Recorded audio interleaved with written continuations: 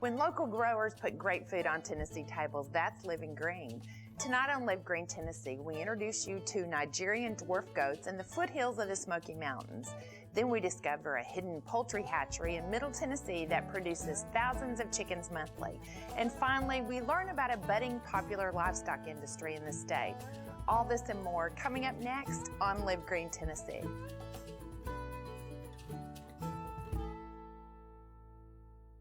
This program is brought to you in part by... Behind every Pick Tennessee Products logo is a Tennessee farmer who brings you fresh, local food grown with the kind of pride that gets handed down through generations.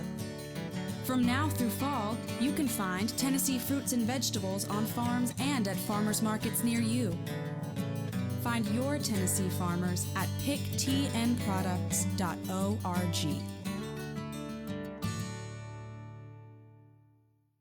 What makes our state unique? Find out on the new Tennessee Channel, a statewide initiative by your public television stations. Each program is created in Tennessee, about Tennessee, and broadcast in Tennessee.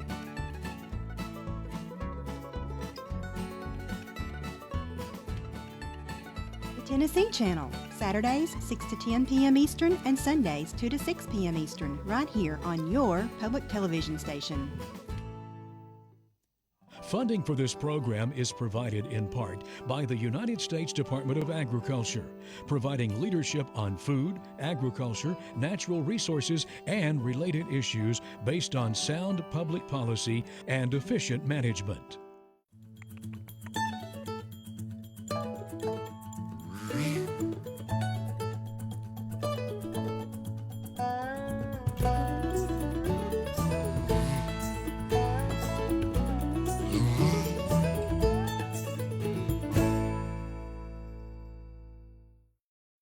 Hello, I'm Melinda Kiefer, and I'm proud to bring you stories from across our great state on Live Green Tennessee. Poultry Hatchery hatches thousands of chickens and other poultry monthly and have over 55 breeds of chickens, ducks, geese, turkeys, quail, and more. Not to mention, consumers can visit the hatchery and purchase these animals at any age for their own farms or produce. WCTE's Desiree Duncan went down to Poultry Hollow to profile this hidden hatchery.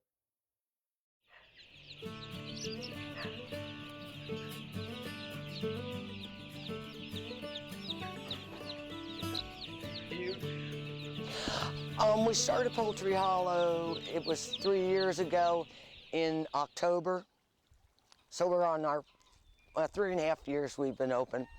We've always done, my son has always done poultry, and we decided that we were trying to increase our flock, and we were finding that people were selling old chickens and saying they just started laying, and we felt that people needed a reliable place to come and buy their poultry.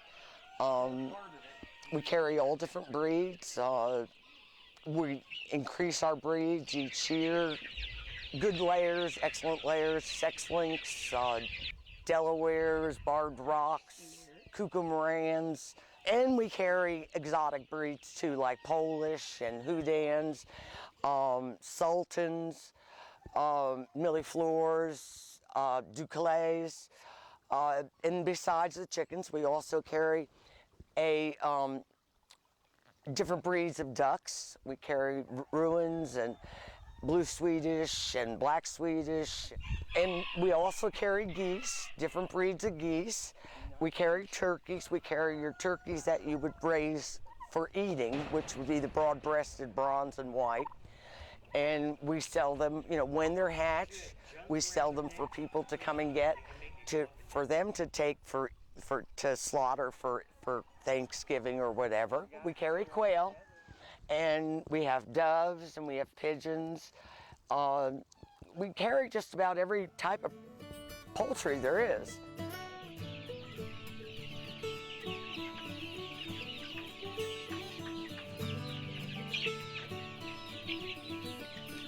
We hatch our chickens. We bring them down from the incubator room and we put them in brooders. And a brooder is where you keep them warm because they need heat when they're first hatched. And as they grow, people will come when they're first hatched and buy them. And then other people don't want to deal with a brooder. They'll wait until they're out of the brooder, which is about 7, depending on the weather, about 7-8 weeks. And then we take them out of the brooder and we put them in cages inside the barn so that they're still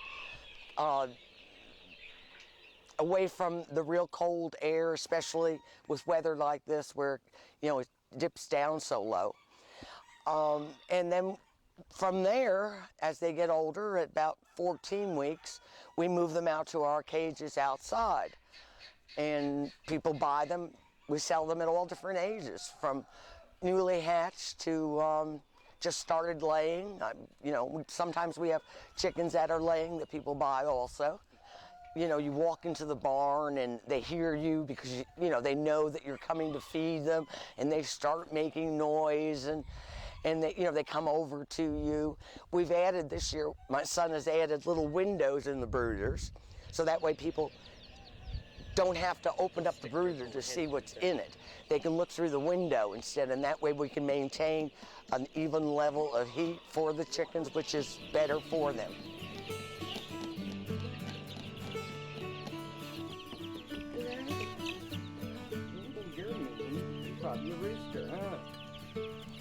It's a lot of hard work because of the amount of produce we have here. I mean, we're feeding and watering and cleaning all the time. It's not a problem for people that want to have 10 chickens in their backyard because it's such a, you know, smaller scale.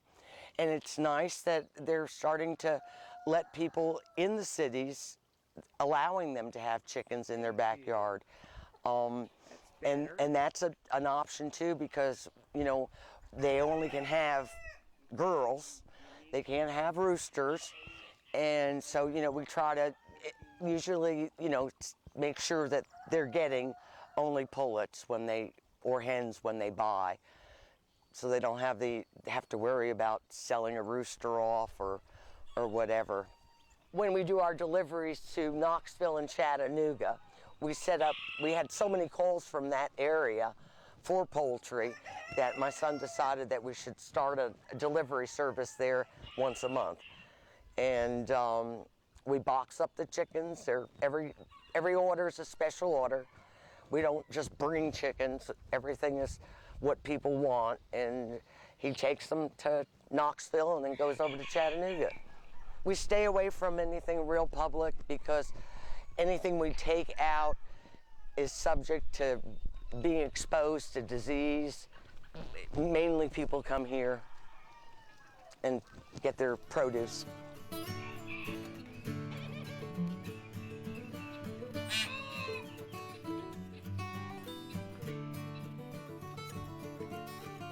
I guess we're more of a specialty hatchery because normally a hatchery won't let people come and buy from them, but we do. Some people, you know, want them ready to be laying.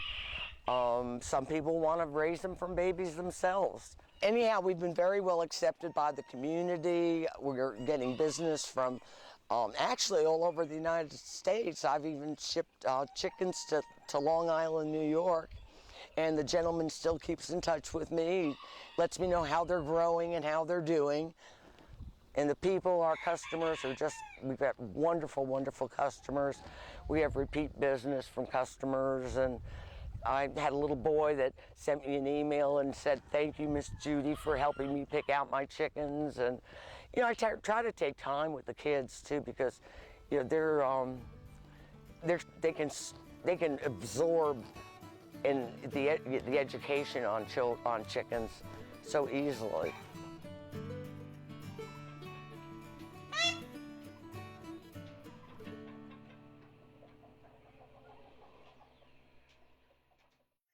Originally brought to the United States as food for zoo lions, Nigerian dwarf goats have become popular because they do so well on small farms and homesteads.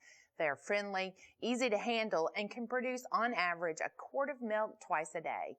In the foothills of the Smoky Mountains, Lisa Locurto has taken to breeding these goats for hobbyists and family pets.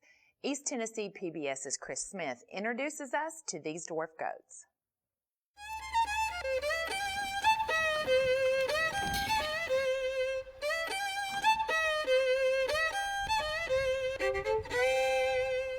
I'm Lisa Lacurdo, and I'm the owner of Fields of Grace Farm.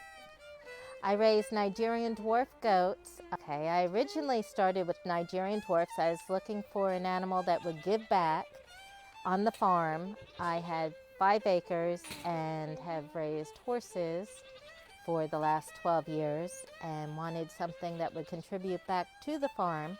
Nigerian Dwarf Goats were originally imported from Nigeria, was imported to feed the lions at the zoos. The zookeepers found out that they also were a heavy milk producer. The breed was created. There are several factors that stand out with the Nigerians is you can breed them all year round, so you can have milk all year round. But with Nigerian, you can get every color, marks, stripes, polka dots, you just never know. You have blue-eyed animals as well, and that's a big seller. My herd of about 100 has come from Massachusetts, Maine, Wisconsin, pretty much every state in the United States. We have 3 different registries. We have the American Dairy Goat Association, which is the most common with shows in this area. There's also the American Goat Society and Nigerian Dwarf Goat Association. All of our goats can be registered in all 3. The benefits to having a registered goat is that you will know where it came from, what genetics were involved in it, and there's a whole slew of genetics throughout the Nigerians. It's a newer breed, but most people are trying to produce a small goat that will produce big time. And on average, I expect my does giving at least a quart twice a day. Another benefit to having registered goats is there are shows that you can show your animals throughout the country. A lot of people like to have the whole family involved. On the average day on the farm, we do a feeding in the morning with grain and with hay. Make sure that everybody has fresh water for the day. Milkers have to be milked twice a day if you're going to have them being competitive in the show ring. In order to produce the most milk, we feed alfalfa, hay. Our grain is mixed. It's a dairy blend. It's mixed with black oil seeds called Boss. And then also we'll give them some calf manna and some different supplements. The milk for Nigerian Dwarfs is the biggest draw. It has a really high butterfat content in it, so therefore when you're milking them, they'll produce more cheese per ratio than another milk that is in a lower butterfat. So even though you might have a salmon that milks a large amount, the Nigerian, you can get more cheese out of the milk that you're getting from your Nigerian. If you're looking to get into Nigerian dwarfs, I would do some research on the internet. There's lots of breeders. There's lots of information out there on goats in general, especially the Nigerians. It's probably the most popular goat right now, though they are getting more and more available. You'll want to look for animals that come from a tested herd. We test for CAE, which is a arthritic disease. There's CL, tuberculosis, bursitis, different things that you'll want to have tested if you're going to be consuming the milk. And then most of your herds will test yearly for that. Okay, when you're getting your Nigerian dwarf, you always want to get at least 2. You want a friend or a playmate for the goat. They don't do well by themselves. You can get a doe with another doe or with a wether, which is actually a gelded male, as a companion. A lot of people want to start off with just a buck and a doe, and I try to steer them away from that because you'll have to wind up getting a friend for the buck and a friend for the doe after a while because they can't stay together and grow together because you have to wait for the doe to be able to be breeding age. So the little boy can breed at 8 weeks old, and the doe's got to wait till she's at least 8-9 months old. So they'll have to have a playmate before that. For their living conditions, you can start off, if you're starting off with babies, I recommend people getting the little kennels off of Craigslist. Your smaller homesteads are definitely attracted to the Nigerian dwarf versus a large animal. When they're coming out to look at goats, people are generally either looking for a pet, something to provide their own milk for the farm, for their family. Sometimes they're looking to have a show animal or breeding, start a little business. So it always varies depending. I try to find out what people are looking for. Sometimes they'll decide they don't even want to go after they come out, but at least they'll know what the commitment is and what they're getting into.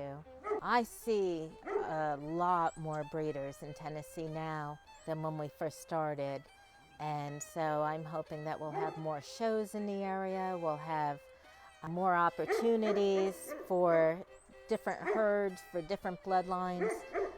I'm going to have clinics in the future on milking and care for animals, as well as making cheeses and soaps and different crafts, different things. There's a lot of things you can do with the milk besides just actually consuming it.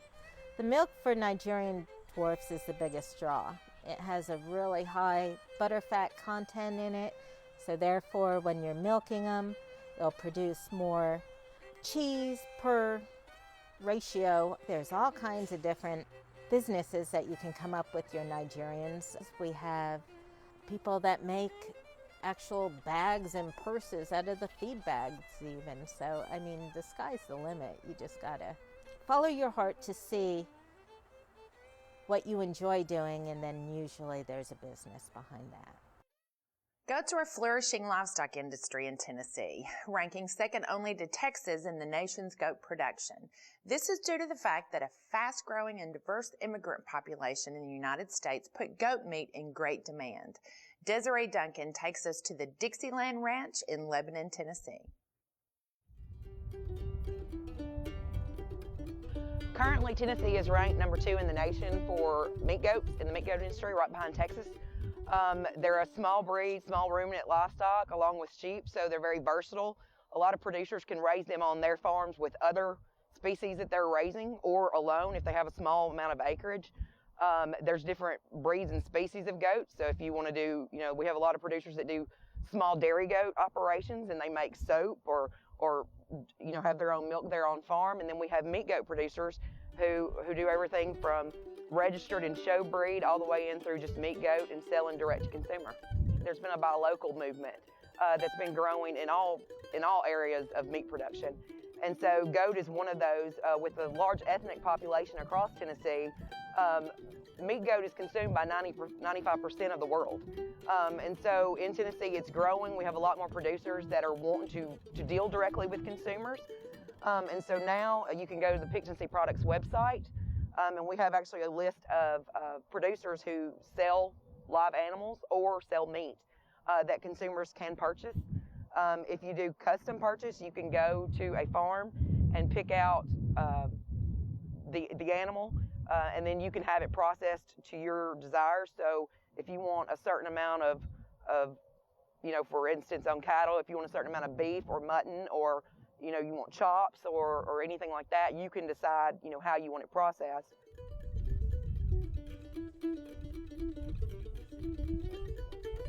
A boar goat is one of the most lovable animals that you could ever hope to be around. We raised our goats. I tell myself that I'm a kid in a candy store. I don't have to bush hog my farm anymore. They eat the bushes and the weeds, and it's a pure pleasure to be able to raise boar goats. My wife and I spent 40 years in the cattle business, and we had to reduce the size of the operation. I purchased 10 goats to go in a pen to eat the bushes. Well, I got bit by the bug. You cannot have goats and not love them. People used to use them, yes, for meat goat animals and for food, but they primarily had them for the purpose of cleaning property. This was way before bush hogs.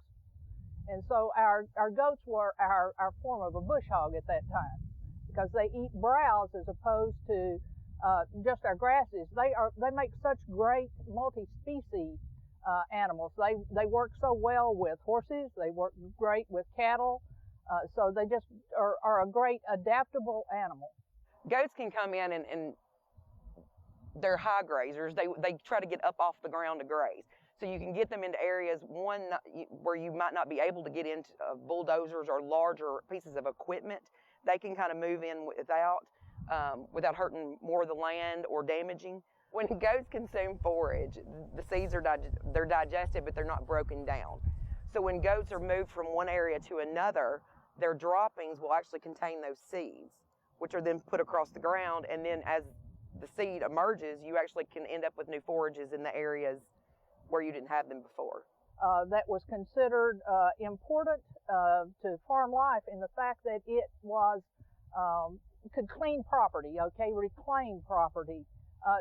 What it has for a diet just fits in perfect into the farming area. They will select plants that the other animals are not particularly interested in, so it works well. Multi-species grazing works extremely well.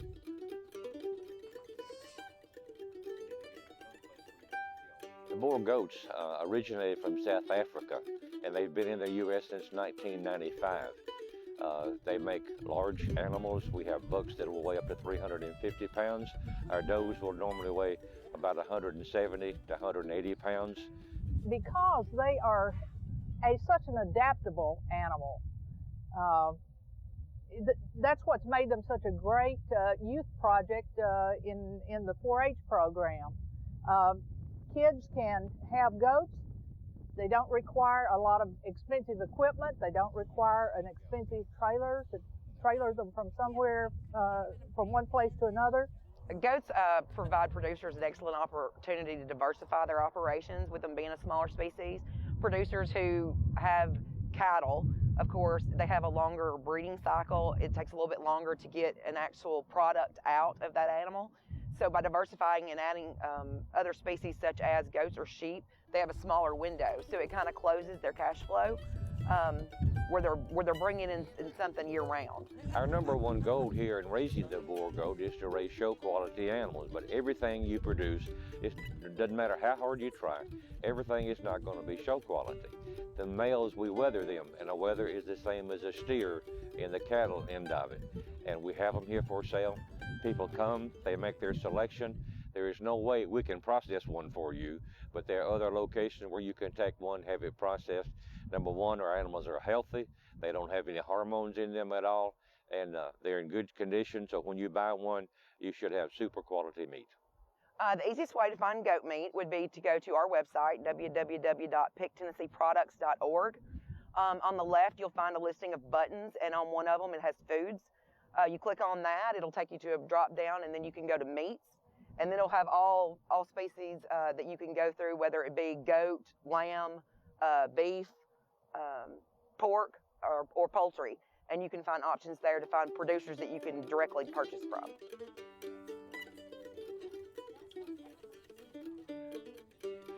With the goats, we make major financial contributions to the junior organizations in Murfreesboro where the goats are shown. We have actually given children goats to show. We discount the price of our goats considerably for people who cannot afford them, to give them a chance to show. The thank you notes that we have received from the young people that we have helped put tears in the eyes. Come here for a visit, let us show you what we do, show the care that we give our animals. The goat, the Boer goat, will steal your heart. Oh, don't that feel good?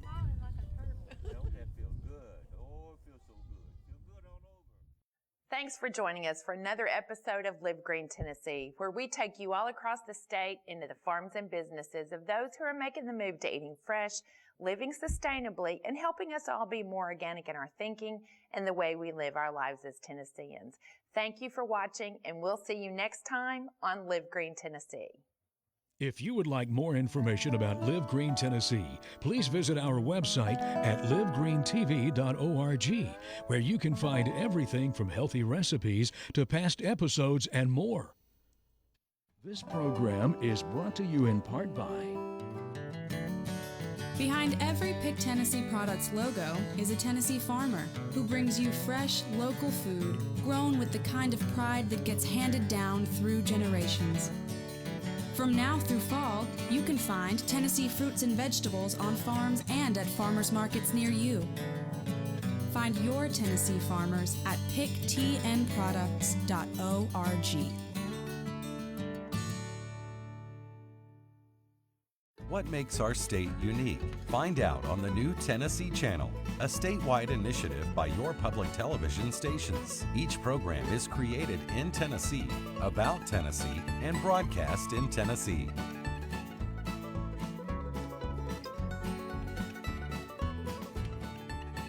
The Tennessee Channel, Saturdays 6 to 10 p.m. Eastern and Sundays 2 to 6 p.m. Eastern, right here on your public television station.